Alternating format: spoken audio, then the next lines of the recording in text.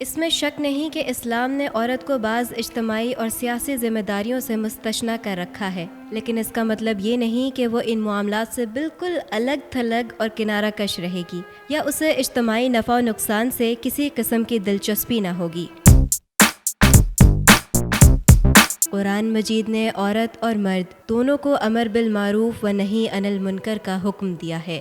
ارشاد ہے، مومن مرد اور مومن عورتیں یہ سب ایک دوسرے کے رفیق ہیں، معروف کا حکم دیتے اور منکر سے روکتے ہیں۔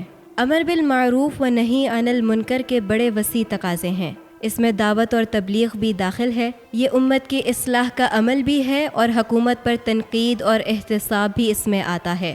عورت کی ذمہ داری ہے کہ وہ اپنے حدود میں رہتے ہوئے یہ تمام تقاضے پورے کرے۔ تاریخ اس بات کی شہادت دیتی ہے کہ دور اول کی خواتین اپنی اس ذمہ داری کو محسوس کرتی تھیں اور اسے پورا کرنے کی کوشش بھی کرتی تھیں۔